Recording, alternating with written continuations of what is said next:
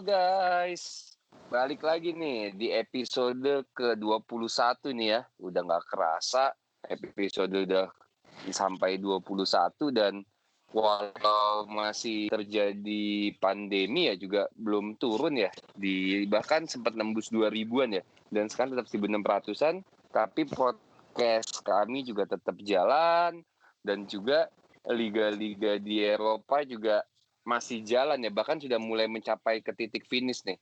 Mungkin hanya Serie A ya masih menyisakan 6 pertandingan, tapi di Liga Inggris sudah menyisakan 3 pertandingan, bahkan di Liga Spanyol sudah mendekati titik finish, yaitu sisa 2 pertandingan tuh. 2 pertandingan yang akan diselenggarakan di weekdays tengah sama di weekend. Nah, makin seru nih, karena apalagi bulan Agustus nanti kan Liga Champions akan dilanjutkan ya, 16 besar. Ada beberapa klub yang belum menyelesaikan 16 besar, lalu akan berlanjut ke 8 besar, 4 besar, sama final dengan posisi tidak ada home and away match ya. Nanti jadi cuma satu aja, cuma sekali main. Jadi lebih cepat gitu, bisa diselesaikan dalam waktu sebulan dan dilaksanakan di Portugal. Oke, sebelum kita mulai, mungkin hari ini gue akan didampingi oleh Aaron. Halo Ron. Halo, iya ini Aaron ya yang tim jagoannya MU kemarin kebobolan di menit 96 ya. Sama Southampton. Iya agak itu... apa ya? I don't know, with all respect, itu agak referee-nya not the best, tapi di saat yang sama gue juga ya gol pertamanya MU tuh apa ya kesalahan individu kan. Pogba meleng direbut lawan, ya gol gitu, direbut lawan, diserang gol. Apalagi kemarin itu sampai dicerca oleh legenda Manchester United ya, Paul Scholes yang mengatakan Lindelof ya, siapa namanya kan? Lindelof ya. Lindelof kurang cepat dalam mengantisipasi. Iya. Apalagi di menit kritis tuh kan, kemenangan di depan mata tuh bisa kan menyalip hampir, kalau misalnya MU kemarin menang kan langsung di posisi 3 besar ya. Yes, at least masuk top 4. Tapi harus membuang peluang ya. Itu gue ngeliat apa ya? Itu gue ngeliat mental fatigue sih, soalnya beberapa pertandingan terakhir line up-nya sama terus gitu loh. Okay. MU itu sekarang kurangnya bisa dibahas ntar gampang. Itu nanti kita bahas nih. Ini kita akan bahas nih, pasti seru nih.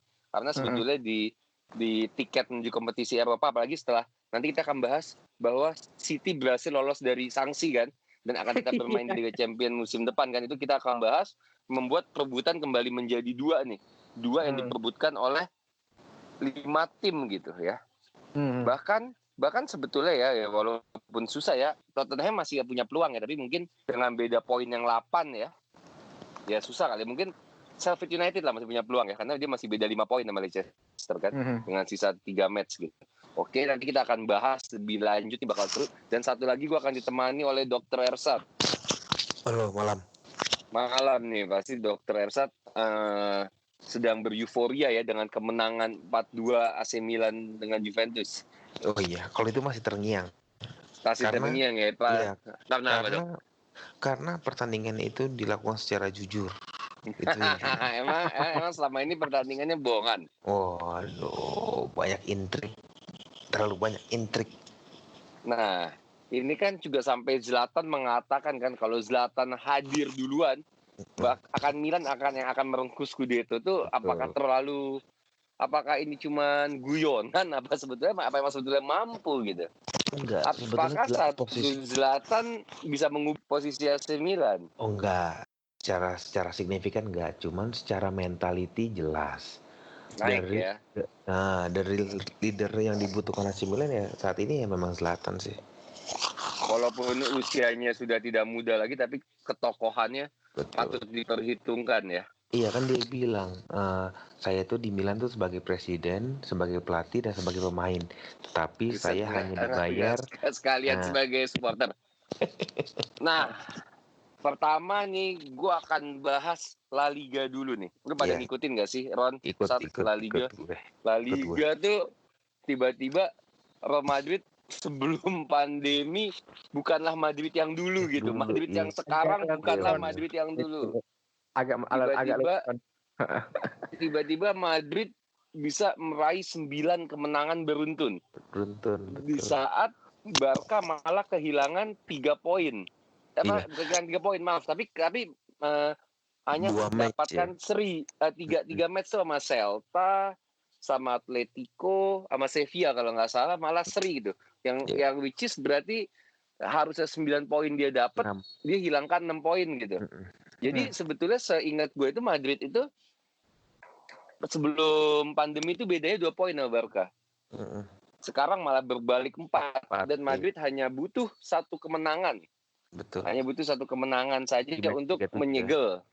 Ini apalagi, tapi lawannya memang cukup berat ya. Karena lawannya Villarreal kan, di mana Villarreal di sini masih Villarreal untuk naik ke posisi Liga Champions udah berat karena Sevilla sama Atletico poinnya udah 6, dia masih 57. Tapi dia masih uber-uberan di zona Eropa kan.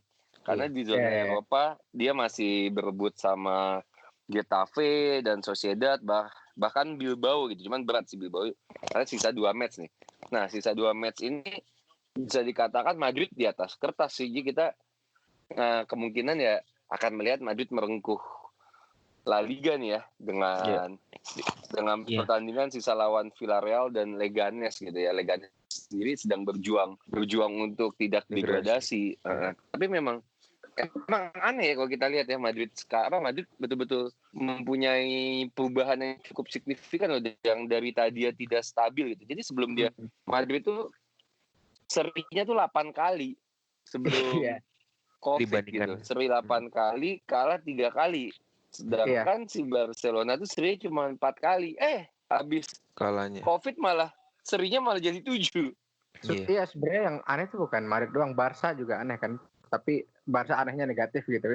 Dari 2 tim ini gue ngeliatnya sebenarnya mereka ada masalah dari awal musim internalnya gitu. Kayak misteri tim lah, pelatih lah.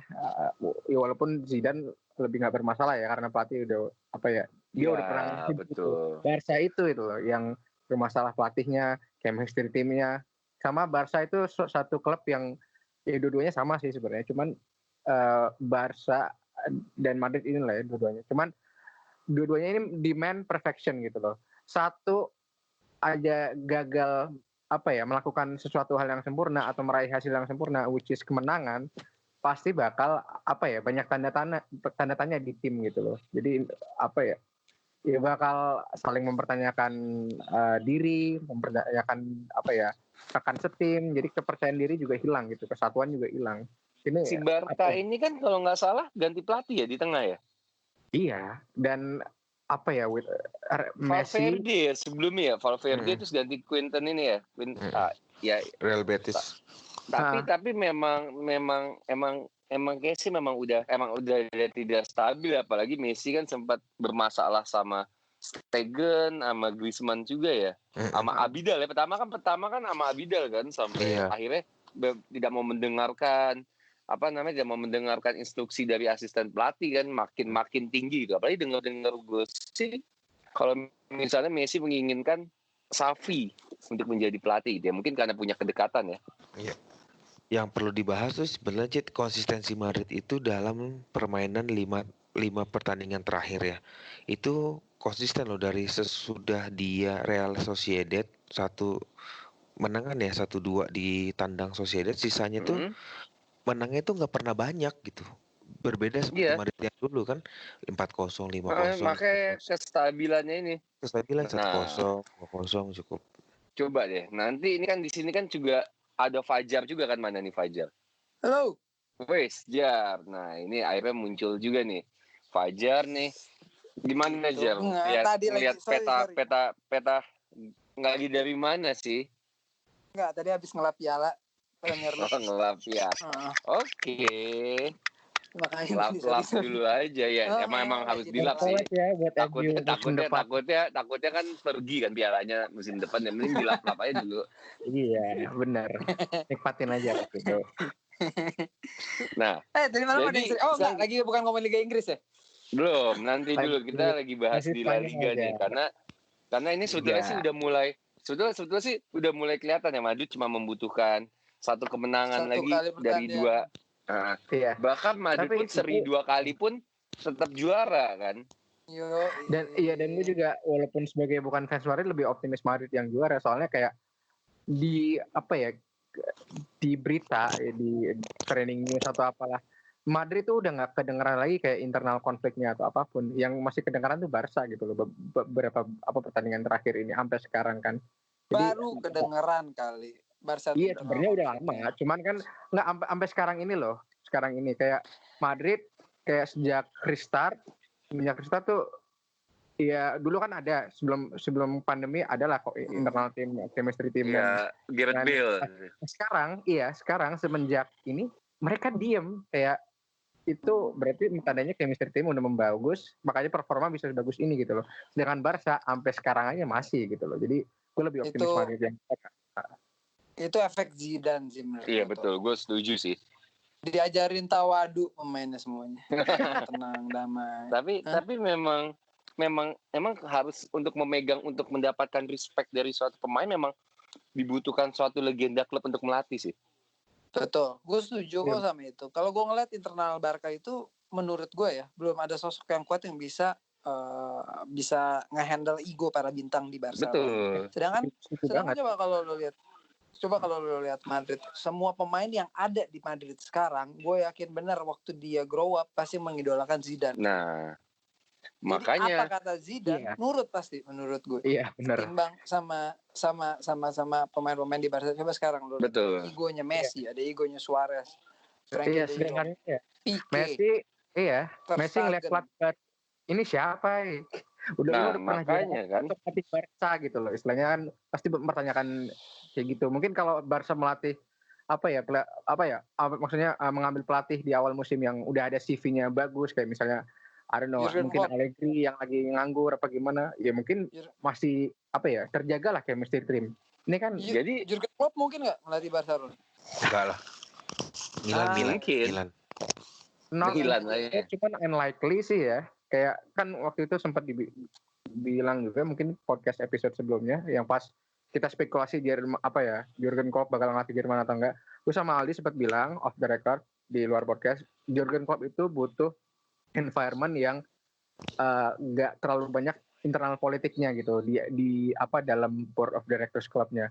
Di Dortmund tuh nggak ada, gue nggak lihat itu. Kalau Bayern tuh kan kencang banget, cuman di saat yang sama di petinggi-petingginya itu tahu sepak bola, jadi walaupun ada politik mereka tetap bisa mengutamakan sepak bola gitu loh. Dortmund nggak ada.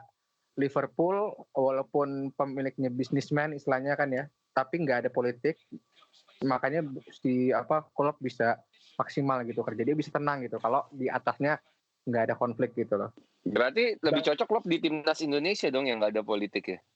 Waduh. Salah ya, malah nggak bisa ya di Indonesia berarti ya. Sayangnya sampai kapan itu ya. Cuma kalau Barca Madrid kan ya pressure-nya tinggi banget gitu dari atas selalu. Betul, pressure gila. Tapi memang menurut gue sih kalau misalnya Barca dilatih sama Xavi ya, walaupun pengalaman melatihnya mungkin masih sedikit, tapi faktor dia mantan pemain bintang atau faktor legenda akan berpengaruh seperti Zidane. Karena sejujurnya gue ngeliat Zidane juga taktiknya juga belum kaya banget. Kaya lah Zidane mah sudah bagus sih.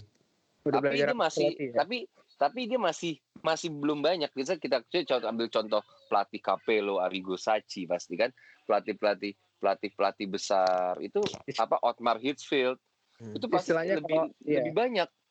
Kalau ilmuannya lebih besar. Cuman kalau posisinya bisa membuktikan adalah saat Zidane mungkin keluar Madrid melatih tim selain Madrid kayak Pep Guardiola aja. Saat dari Barcelona B ke senior Barcelona langsung 6 gelar beruntun di musim pertama. Iya. Tapi karena Madrid juga gini, kalau menurut gue tuh Pep tuh orang paling beruntung di dunia ya. Dia tuh setuju sih. ambil baton setelah fondasi Barca tuh udah jadi. Ketika Frank Rijkaard capek-capek ngebangun Barca, pas gitu Frank Rijkaard ngasih itu ke Pep Guardiola. Pep Guardiola kan cuma nambahin 1 dari cara mainnya Barca. oper pendek, udah itu doang. Sisanya tuh Iya. semuanya kan Iya. semuanya itu kan Frank Rijkaard yang buat ya, menurut gue ya. Mhm. Contoh Betul. kenapa dia bisa menang di Champions. Pep Guardiola cuma menang Champions sekali loh Ya itu kan di Dua kali. Barcelona. Dua kali. Maksud gue Yang lawan satu MU dua-duanya. Dua-duanya lawan MU.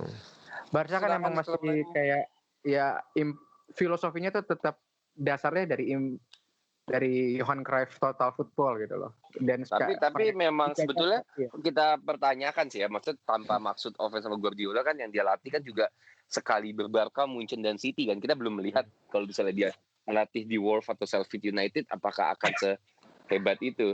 Ya nggak mungkin juga sih, jangan yang kayak gitulah. Tim yang punya nama, punya history tapi lagi hancur, contoh AC kayak Milan. gitu. AC Iya. Milan. Iya, coba Atau- Guardiola kita latih Milan. Atau Jagoan mana sama ngelatih Pioli? MU gitu, ya kan? Guardiola. Enggak sebetulnya Makanya yang penting dari apa ya? kalau Milan tuh ownernya jelas, punya keinginan passion di sepak bola ya iya, bukan bisnis matang, ngerti nggak? Kayak Abramovich lah. Abramovich kan awalnya mungkin berbisnis, tapi kesini kan dia membuktikan bahwa dia punya juga di passion gitu di football. Dari awal dia apa ya? Gua ngeliat Abramovich sebagai pebisnis sih, dia emang cinta bola gitu loh. Dan dia pilihnya Chelsea ya nggak tahu Karena mungkin yang dia fan dari affordable pada iya waktu gue itu. nggak tahu itu dia fan apa enggak, cuman dia tuh emang cinta bola ya. Sampai saking cintanya nih kadang terlalu cinta gitu loh, sampai ya menurut rumor apa gimana kan dia bisa influence manajer di bawahnya untuk beli pemain yang dia inginkan gitu loh di awal-awal dia take over gitu loh. Tapi Abramovich itu cinta bola gitu, yang harus diakuin kalau gue ngeliatnya sih.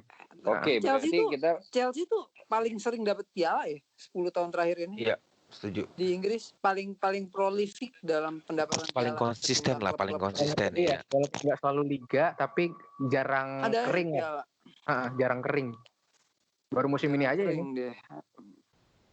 Agak hebat. Oke. Tapi musim ini juga udah lumayan baik sih. Oke, sekarang berarti La Liga ya hampir bisa ditasbihkan ya bahwa akan juaranya mungkin Real Madrid yang akan ditentukan pertengahan minggu ini atau setidaknya akhir minggu nih. Gimana? Iya betul. Gue Oke, sekarang bisa kayak ini lawan selanjutnya siapa sih Madrid? Apa? Villarreal. Lawan Villarreal. Emang Villarreal. Villarreal berat sih di peringkat 5 sih. Cuman Madrid main di home dan sebetulnya Villarreal juga kemarin sih Barca juga berhasil mencuri kemenangan ya. Ya bagus sih mainnya sih, cuman dengan semangat Madrid yang tinggal selangkah lagi ya untuk mengamankan trofi sih. Pasti apalagi didukung dengan 9 kali kemenangan berturut-turut ya. Pemain Madrid itu menurut gue pemain yang udah biasa sama kena pressure ya. Jadi ya menurut gue kalau untuk menangin satu pertandingan untuk dapat trofi sih yakin. Ya. Ini bukan Atletico Madrid ya. Bukan Tottenham Hotspur juga. Jadi menurut gue pemain di kaliber yang di Madrid tuh pemain yang udah punya mental, udah punya pengalaman, experience, sama udah biasa hidup di bawah tekanan. Iya kan? Jadi menurut gue ya La Liga musim ini belongs to Madrid. Oke. Baik, kita lanjut dulu. Kita setelah udah ngomongin La Liga nih yang mungkin di podcast minggu depan kita akan memberikan selamat kepada juaranya. Nah, kita lanjut dulu nih ke Serie A nih. Serie A ini cukup menarik ya, karena coba kita lihat tabelnya saat ini kan, sisa pertandingan ada 6 ya. Juve akhir-akhir ini bermain kurang optimal, apalagi setelah kekalahan dari Napoli di final Coppa. Cuman hal tersebut juga diimbangi ketidakmaksimalan dari Lazio maupun Inter dalam meraih kemenangan. Jadi dengan sisa 6 poin ini, dengan sisa 6 match, ada Juve, di mana urutan 2-3 kan Juve ada di poin 76 ya. Sedangkan ada Inter, Lazio 68. Dan Atalanta yang poinnya 68 sama 67 gitu ya. Bedanya berarti 12 poin. Bedanya 8 poin ya. 8 poin sama 9 poin berarti sama Juve kan. Dengan sisa 6 match ya peluang ada, tapi memang kita harus akui memang cukup berat ya buat Inter, Lazio, Atalanta buat mencapai itu. Cuman mungkin bisa dibilang Inter, Lazio, dan Atalanta ini juga sudah di posisi aman untuk meraih Liga Champion ya. Nah, sekarang yang seru ya. Nah, bentar. Nah, sekarang yang seru itu malah ada di posisi Liga Europa gitu, di mana ada Roma, ada Napoli, ada AC Milan, dan ada Sassuolo. Nah, itu poinnya Roma 54, poinnya Napoli 52, Milan 50, Sassuolo 46.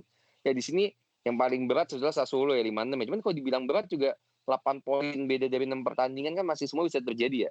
Nah, coba kita tanya ke Ersat nih, gimana ya Sat? 46. Ini ada dua liga, ada dua slot di Liga Eropa gitu ya. Tim sekali Milan yang punya BOH sih sebetulnya nggak pantas ya main di sini. Cuman emang ya kita harus sadar ya, kemampuannya ya cuman segitu aja saat ini kan. Kan gimana nih peluang mengutak-ngutik peluang di 6 sisa pertandingan ini, kira-kira yang akan tidak dapat slot ke Liga Eropa siapa nih? Apakah Roma, apa Napoli, apa AC Milan nih Sat? Kalau gua kemungkinan besar dari Napoli ya. Karena gini, Napoli itu dia masih punya match yang cukup sulit, 2 lah match. Menurut gua Sassuolo itu di match 2 terakhir.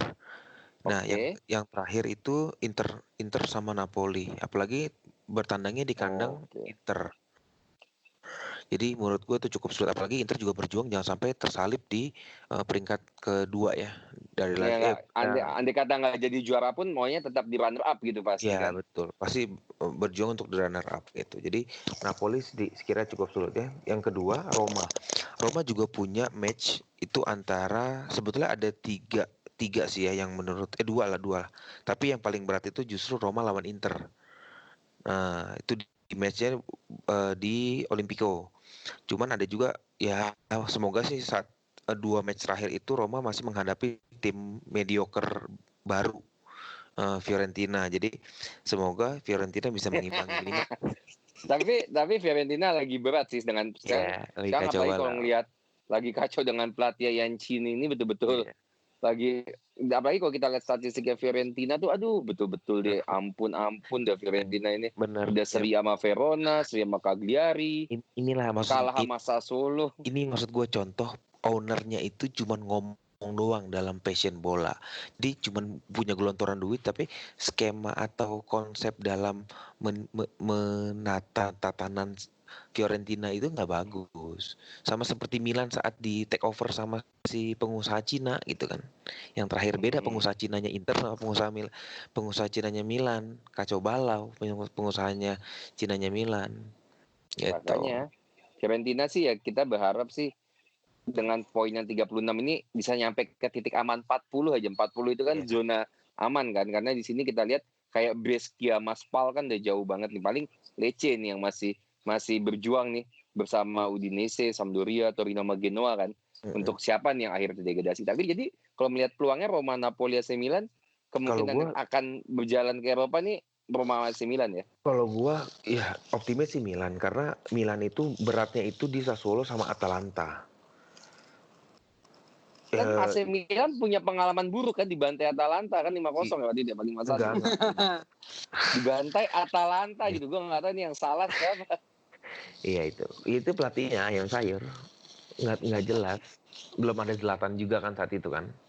Tapi ya Berbeda AC nih. Milan di akhir ini sih gila ya kalau kita ngeliat di mana di berapa match jangan pas lawan Juve ya, pas sejak dia kalah sama Juve.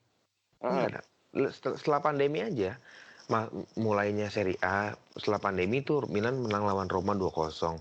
Seri sama tim degradasi Spal 2-1. Tapi sempat menang sama Lazio di kandang sendiri. Ya. Enggak, di kandang Lazio dong 0-3. Oh iya, menang di kandang Lazio, menang lawan Juventus 4-2. Sama terakhir seri di kandang Napoli 2-2. Harusnya sih memang rintangannya sih lebih ringan ya, bagi kalau kita lihat sisa pertandingannya kan yang paling berat bener cuman Atalanta kan, karena hanya bertemu dengan Parma, Bologna, Sassuolo, Sampdoria, Cagliari kan. Jadi memang harusnya ya di atas kertas ya Milan bisa sampai ke peringkat 5 ya. Harusnya. Dan semoga itu terjadi. Tapi ya nanti kita lihat nih kelanjutannya, karena Serie A ini paling matchnya paling banyak nih, masih sisa 6 nih, apapun bisa terjadi ya. Kita pun masih mendoakan ya agar Serie A ini lebih seru, Inter dan Lazio bisa kembali naik gitu ya. Iya. Karena lucu ya kalau kita ngelihat Juve juaranya saat Juve mulu. Iya. Nah, Juve tapi juga lagi jelek ini. Dibilang Lazio lagi subur-suburnya, si Immobile ini lagi subur-suburnya 29 gol. Iya. Ciro Immobile ya. Lu ingat gak sih dia pernah main di Dortmund? Iya pernah jago juga kan. Enggak anjir. Jago jadi Sumpah Juve enggak. hitungannya. Dia- Enggak lah. Tahu jago dari Langsung- mana si Roy Mobilnya? Ya Dari lumayan. Dortmund. Langsung Saja. dipulangin kan. Langsung dipulangin kan Itulah. ke Italia. Iya. Coba deh, tapi kalau kita Bangsa ngeliat ya. ya, sebetulnya penentuannya itu kan Juve ini kan punya lawan berat nih ya. Juve itu masih ngelawan apa namanya? Masih ngelawan Lazio kan, Lazio sama masih ngelawan Sassuolo kan. Ya, itu kan cukup nih. Ini soal dua pertandingan akan menentukan ya. Kalau misalnya Lazio sama Sassuolo bisa mengalahkan Juve itu akan lebih seru, men. Beda 8 poinnya bisa kekikis. Halo, tapi kalau misalnya Juve yang menang di 2 itu sih ya 4 pertandingan lawan Udinese, Sampdoria kan, Cagliari sama terakhir Roma sih masih. Ya Iya. jadi nggak begitu berat. Tapi seru sih. Kita sih pasti pinginnya melihat Serie A-nya lebih seru kan ya kalau Iya. misalnya Juve bisa nyangkut kan. Cuman Inter tuh sekarang lagi digoyang karena Conte tuh lagi digosipkan untuk hengkang. Karena gini ya, di media di Liga Italia ini nih cukup berpengaruh banget nih dalam apa ya? Kabar miring di pelatih ya. Jadi tinggal dihantam sedikit dengan media. Kayak contoh kayak kemarin nih Gianpaolo pelatihnya Milan sebelumnya si Pioli ini juga kan dihantam dengan beberapa isu akhirnya cuma bertahan 8 pertandingan udah selesai. Iya ya, betul-betul selesai Iya. ya. Si Conte lagi dihadang seperti ini nih gitu. Tapi Conte mau kemana? Enggak, selesai. Diduga sih dia dipecat karena nggak sesuai ekspektasinya sama apa yang telah dikeluarkan oleh Inter di musim ini. Oh. Tapi untuk peringkat 2 itu Inter udah lumayan lah ya. Inter Iya bisa iyalah kembali. jelas. Tapi Minimal. memang kita harus akuin di Serie A jadwalnya berat sih. Dia masih harus ketemu Roma, ketemu Fiorentina, masih harus ketemu Napoli, harus ketemu Atalanta. Ya kalau dia nggak punya stabilitas, habis sih. Itu makanya. Oke, berarti Liga Italia ini masih seru ya. Kita akan menunggu nih. Siapa yang akan menjadi juara dan siapa yang akan pergi ke Eropa. Nah, sekarang kita lanjut nih ke Liga Inggris nih. Nah, Liga Inggris ini cukup menarik nih. Liverpool gak mau usah dibahas ya, Jer ya. Apa menariknya Liga Inggris? Ya, makanya Liverpool masih dibahas ya. Poin udah 93. Sebenarnya Liverpool tuh lawannya sih seru sih. Kalau misalnya belum juara seru. Karena kan Liverpool masih ketemu Arsenal, masih ketemu Chelsea, sama ketemu Newcastle. Tapi udah juara. Ya udahlah kita lewatin aja ya. Kita Iyalah, lanjut udah. ke City. Nah, seru lagi Liga City Inggris. nih. Seru untuk tim-tim yang bertahun-tahun ke depan yang bakal gini mengharapkan. terus trennya. Iya, trennya begini ya. Jadi MU yang di urutan 1 ya. Enggak lah, trennya dominasi Jurgen Klopp. Nah, coba nih. Sekarang kita gimana, Jar? Ini lah sebagai dari tadi kan lo belum banyak ngomong nih. Gue mau nanya nih, Jar. Gimana tanggapan lo terhadap sanksinya Manchester City yang dicabut? Jadi tetap City musim depan bermain di Liga Champions. Kalau menurut gue nggak tahu intriks politik di dalam UEFA. Tapi kalau ngelihat ini berarti ada pembuktian kalau misalkan City itu bisa membuktikan kan. Kalau misalkan fair play financial fair play-nya masih tetap berjalan dan City itu masih punya nggak melanggar aturan itu kan. Jadi menurut gue it's a good day sih for football. Soalnya coba lo bayangin deh, nggak ada Manchester City musim depan di Champions League. Nggak bisa nonton Kevin De Bruyne main di Champions League musim depan tuh kayak agak ada yang kurang aja sih menurut gue. Karena menurut gue City juga. Itu full talenta, skuadnya full talenta ya. Stabil ya tapi kurang stabil ya. Tim luar biasa menurut gue ya. Dari belakang sampai depan itu pemainnya luar biasa. Pemain yang layak main untuk di laga tertinggi atau di highest level gitu. Jadi kalau sekaliber mereka nggak bisa ikut Liga Champion gara-gara ada tudingan financial fair play, menurut gue gini, financial fair play itu kan dibuat semata-mata untuk biar klub kaya itu nggak bisa berbuat semaunya, ya kan? Jadi itu membuat sulit kan. Tapi menurut gue City itu it's a good club loh. Dia itu dapat investment besar dari Timur Tengah, tapi dia juga bukan semata-mata kayak Chelsea yang buang duit hambur-hamburan. Dia itu ngerti bisnis gitu. Dia tuh banyak banyak, dia punya berapa anak klub sih? Ada New York apa? Ada yang tahu New York, yang di ya, Amerika? yang di MLS. Amerika. Yang di Amerika satu, terus ada yang di klub NFL juga ada yang diambil sama dia. Sampai klub e-sport pun yang terkenal di dunia tuh Face itu ternyata dibeli juga sama City. I mean, City Gila, ya. tuh gila. Maksud gue sebagai dia kan jadinya holding tuh, jadi corporate kan, jadi major korporasi. Iya, maksud gue ya udahlah, udah kebukti kan, itu berarti nggak ada masalah kan, dia pengeluaran besar tapi income juga besar gitu menurut gue. Jadi nggak, ya buktinya sih gue masih percaya sih, gue dalam artian masih percaya sama integritas lembaga UEFA itu, ya itu buktinya pas dicek lagi menang banding kan City, akhirnya boleh main lagi. Well, it's a good day for football menurut gue. Oke, sekarang gue mau nanya nih, Liverpool Man City kita nggak usah bahas ya. Gue mau nanya nih sama Aaron nih, Ron.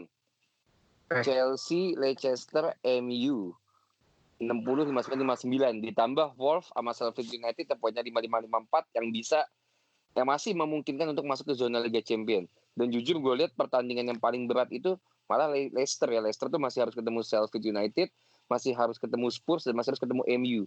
Yang which is berarti dia harus ketemu peringkat 5, peringkat ke-7 dan peringkat ke-8 gitu.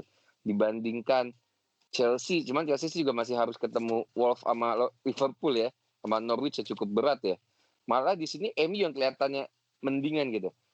Cuman ketemu Palace, West Ham sama Leicester gitu. Nah, menurut lu nih 2 slot terakhir menuju Eropa ini akan jatuh ke siapa, Ron? Apa malah mungkin jatuh ke Sheffield United atau tetap tidak berubah di Chelsea Eropa Leicester? yang mana nih? Liga Champions apa Europa? Liga Champion. Kita bicara Champion. 2 slot di peringkat 3 dan 4 karena kan poinnya kan lagi mepet nih kan. Chelsea 60, Leicester 59, MU 59, Wolves bahkan masih punya peluang kan dengan 55 dan Sheffield United 54. Iya, kalau Wolves sama Sheffield United apa ya? Gue ngerasa mereka tetap bakal di Europa League spot sih. Belum nyampe ya. Nah, berarti kan ada 2 spot yang diperebutkan 3 tim kan ya? Iya sih, apa ya? Jaraknya bedanya 4 poin sama United, which is ya cukup aman gitu. Tapi fixture termasuk Sheffield besok udah lawan Leicester gitu kan. Wolves juga terakhir harus melawan Chelsea. Dan ya fixture-nya Wolves sama Sheffield lebih berat sih untuk naik ke 4 gitu loh. Kecuali beda poin mereka cuman I don't know 1, 2, 3 gitu. Ini bedanya 4 men. Jadi agak unlikely sih kalau buat Wolves sama Sheffield naik ke top 4 spot gitu loh. Kalau tapi gimana? Mereka yang harus waspada itu mereka turun dari top 7. Tottenham masih ngejar. Tottenham, Arsenal dan Burnley masih ngejar kan? Arsenal unlikely. Besok aja lawan Liverpool gitu. Iya kan sih. Si Aldi kemarin gue tanya udah looking forward to next season aja gitu.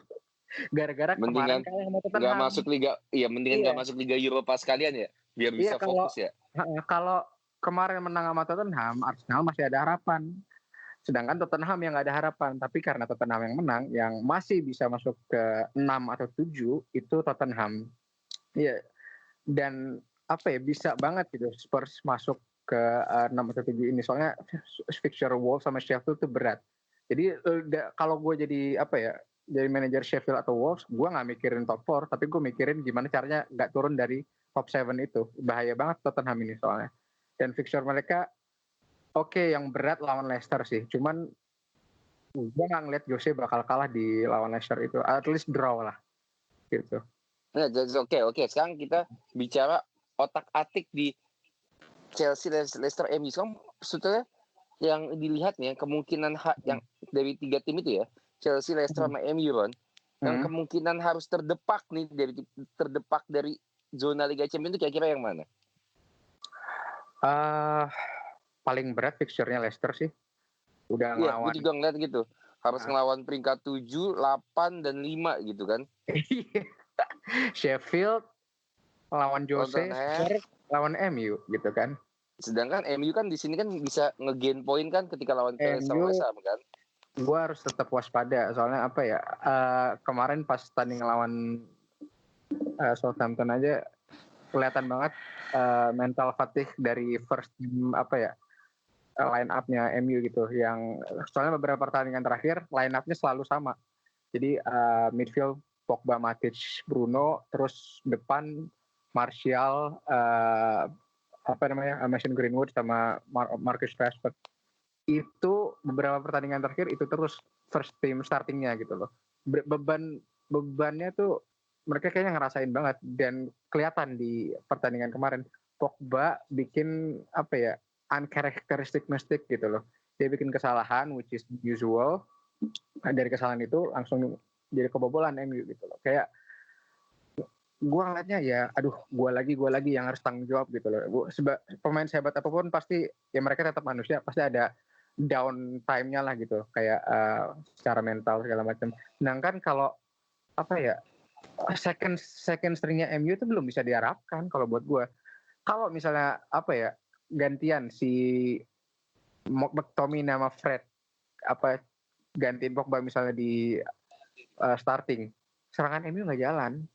Mereka bukan tipe pemain yang kreatif gitu loh. Jadi beban starting MU-nya yang sekarang ini berat banget. Gue sebenarnya walaupun secara fixture optimis, agak waspada juga. Semoga mereka nggak burn out, paling nggak ya 3 pertandingan terakhir ini pertahankan lah gitu. Sedikit lagi kok gitu, jangan sampai burn out. Karena kemarin pertandingan udah kayak sedikit kelihatan burn out gitu loh. Nah sekarang Ron, kita ngeliat nih ya, gue mau ngeliat Chelsea Ron.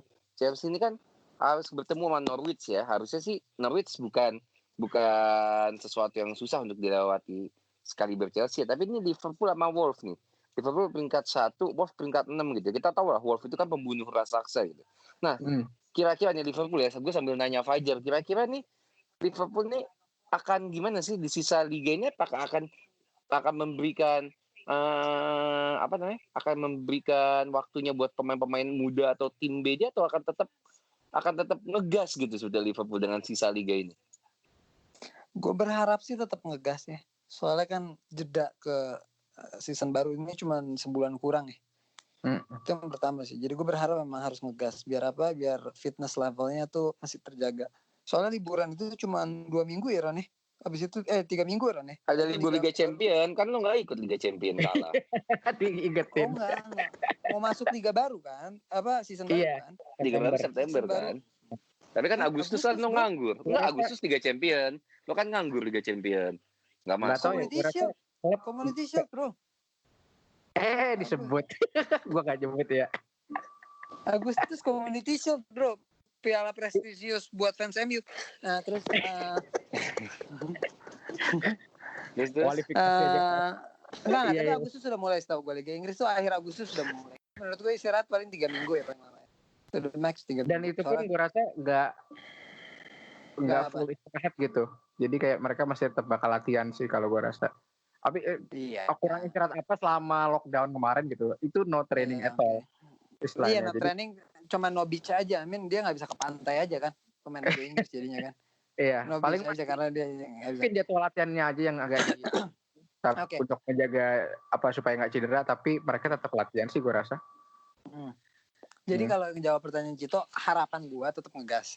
Tapi gue kalau ngelihat sih mereka juga ngomongnya kan denial kan kalau mereka bilang mereka nurun intensi. Tapi menurut gue agak mengurangi ya, karena ya nggak bisa dipungkiri lah, maksudnya lu udah capek 1 musim pas gitu sempat lockdown gara-gara corona, terus lu udah juara udah tenang, pasti ya agak tense, desire untuk menangnya itu agak berkurang lah ya.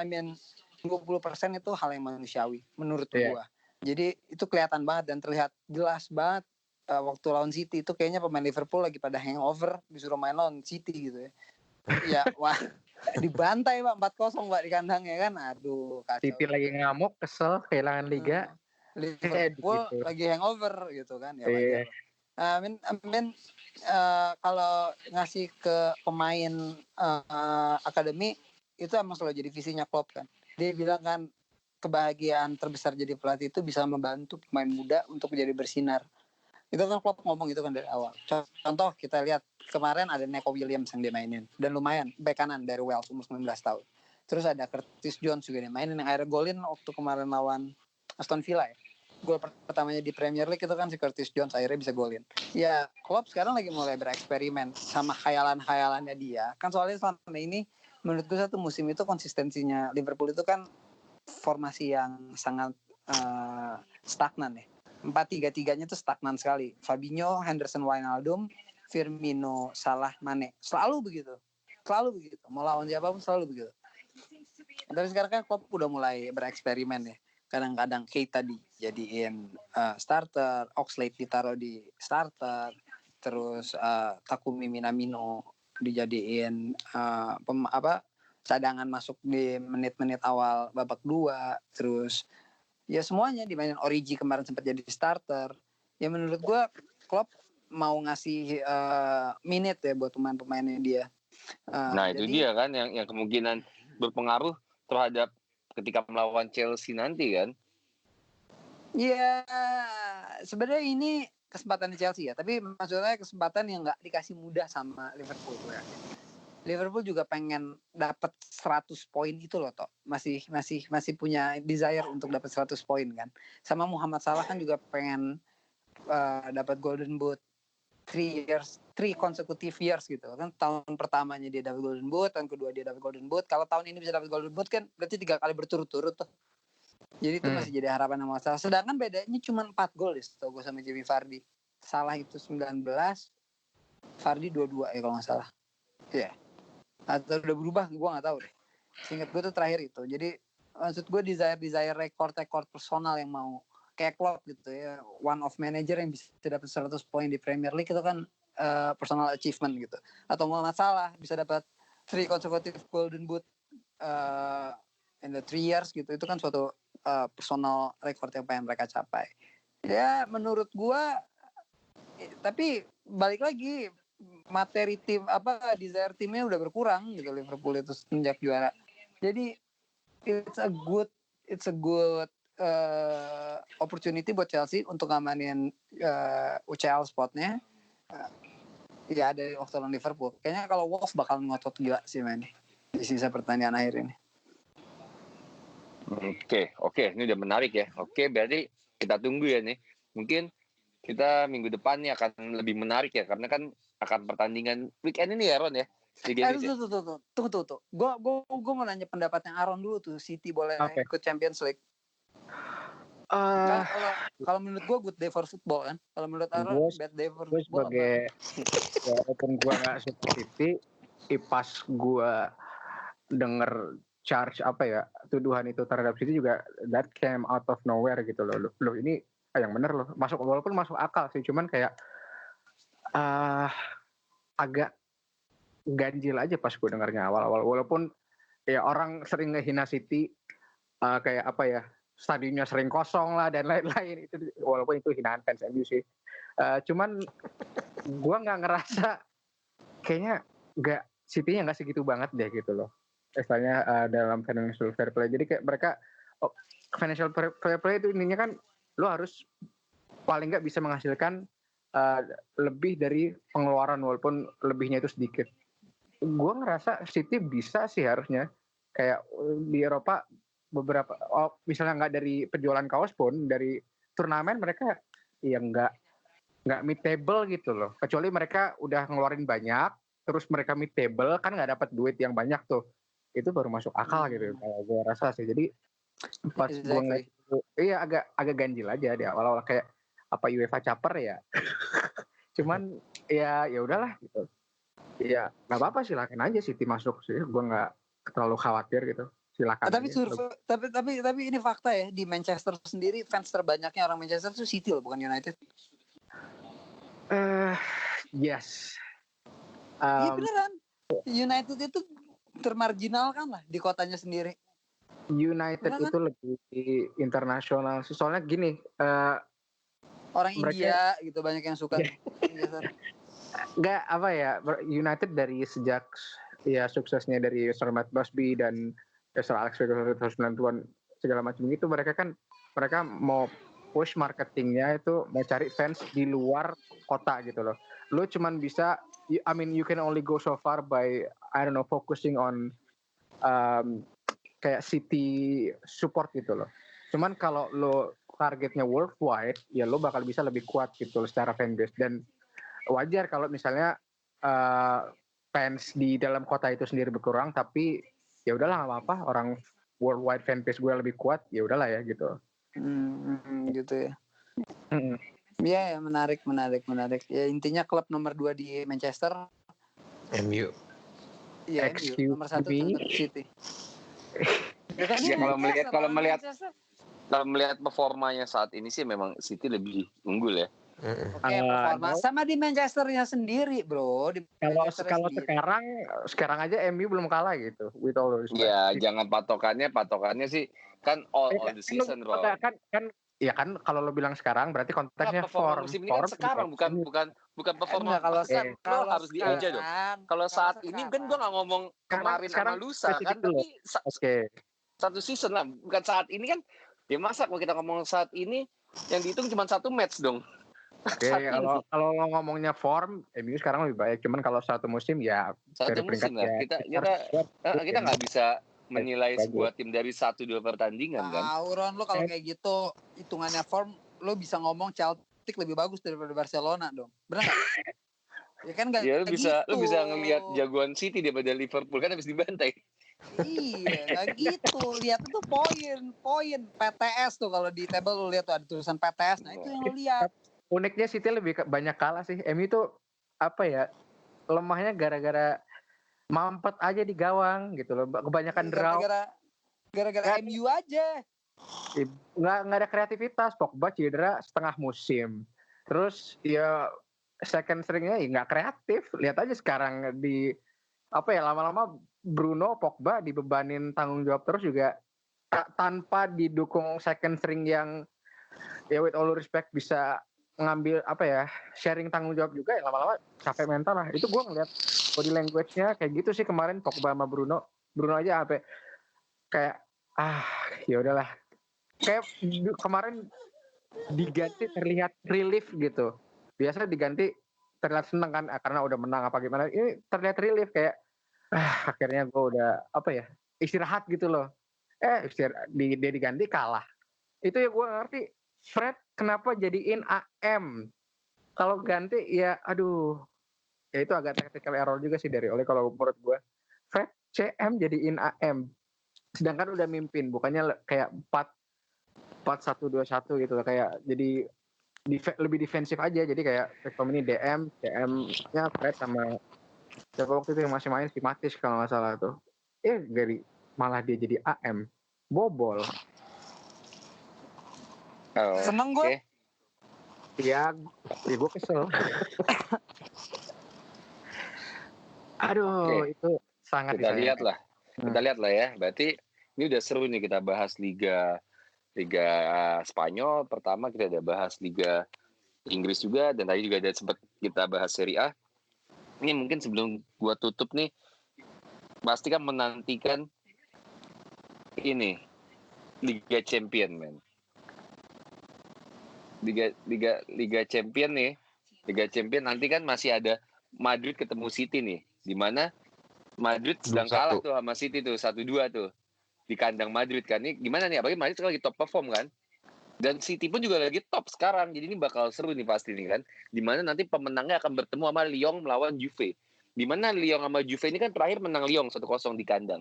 Apalagi Lyon saat ini walaupun sudah menang 1-0 dengan Juve kan, Lyon ini tidak aktif nih liganya nih, Ligue 1-nya kan, setelah PSG ditasbihkan menjadi juara kan. Nah ini pasti akan menjadi titik lemah buat Lyon gitu. Terus masih ada Leipzig yang ketemu Atletico. Terus Napoli sama Barca kan 1-1 kemarin kan. Napoli masih punya kans gitu buat lolos ke perempat. Dan Chelsea Bayern kan, Chelsea sudah kalah 3-0 di kandang sendiri ya. Ya jadi mungkin bisa dibilang setengah kaki Bayern sudah di perempat final Liga Champion. Dan satu lagi Atalanta melawan PSG gitu. PSG juga udah selesai liga. PSG kalau kita lihat sekarang cuma main di friendly match untuk menjaga kebugarannya kali ya, persiapan buat nanti pertandingan lawan Atalanta. Nah, kalau dilihat nih, kita ngomongin yang ini aja ya. Sebelum lebih jauh kita ngomongin Madrid City, Lyon Juve, Napoli Barca sama Chelsea Bayern nih. Yang 16 besar yang belum kelar nih. gimana guys? Menurut kalian Madrid City ini saling seru sih. Karena Madrid lagi kalah, tapi perform Madrid sama perform City lagi top nih. Kira-kira siapa nih yang akan melaju nih? Liga Champion gue nggak usah ngomong dulu ya, biar Ersat marah. Iya. Karena Kalau udah nggak seru. kalau anjing. Ya kalau gue Gue ngeliat juga nggak di Liga Champions sih, Liga Eropa gue. iya, secara statistik sih gue setuju MC sedikit lebih besar sih kansnya. Betul ya. Mm-mm. Nah, Lyon Juve ini juga seru nih kan. Lyon menang 1-0 nih. Bisa nggak nih Lyon bertahan gitu? Setidaknya seri gitu untuk lolos gitu. Di kandang Berat ya? di kandang siapa ya? Harusnya Nanti di kandang Juve nanti. Ya nggak usah lah. Juve harusnya akan Van de akan Juventus sih. membayar seluruh wasit Juventus untuk kayak comeback sih ya. Enggak, Ersat dengan segala tuduhannya. Lyon harusnya kayak dingin sih gara-gara break ini, gara-gara apa? Iya itu dia. Liga. Dan harus bertemu Juventus gitu ya, walaupun sedikit diunggulkan dengan kemenangan 1-0 ya, tapi namun bisa nggak dia setidaknya untuk mempertahankan saja, itu kan yang susah. Juve sih kayaknya yang menangin. Nggak Juve udah fix, udah kebaca lah. Oke, kita lanjut ya. Napoli Barcelona nih, pertemuan pertama 1-1 nih. Berat ya, Napoli bisa lolos dengan perform saat ini? Bisa. Kalau Barca masih konflik internal terus yang dipentingin, nggak ada kesatuan tim, ya Napoli bisa gamparin Barcelona gitu istilahnya. Apalagi Juve aja dibikin shock gitu.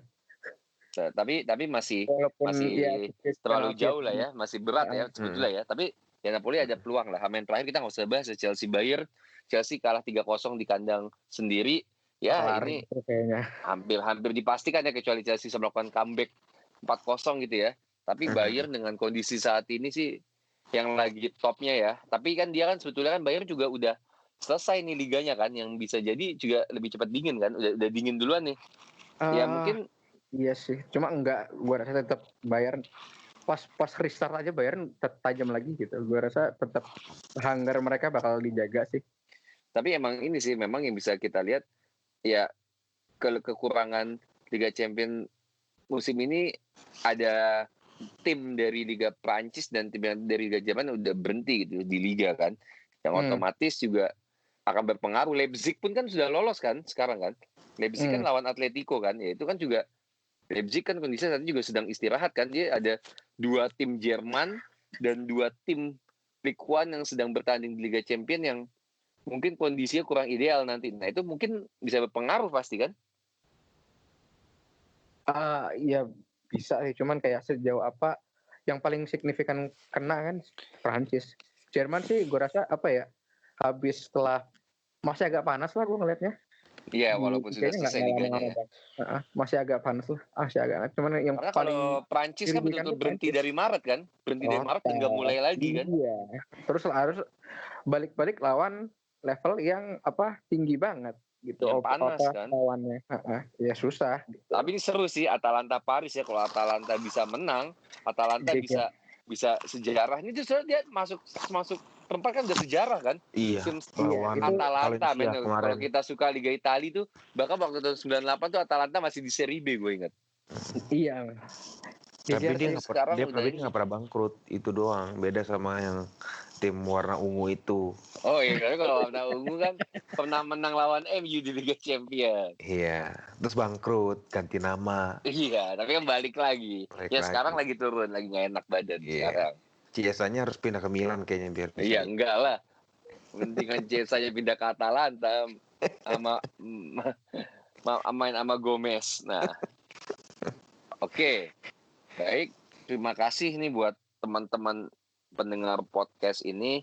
Ya, gue juga mau ngingetin jangan lupa follow kami di Instagram, di YouTube, di Spotify, podcast Pinglap, Pinggir Lapangan, terus juga di Friendster.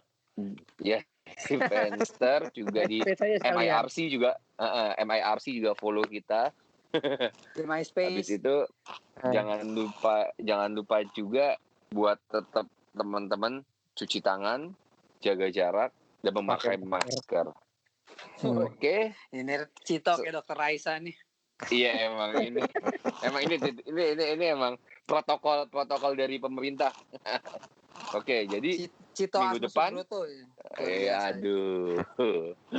Berarti minggu depan kita akan bertemu lagi pasti dengan juara baru. Cuman Liverpool saja dan yang berpesta, mungkin tim ibu kota Spanyol juga akan berpesta. Oke? Sampai ketemu di episode selanjutnya, episode 22. Ciao.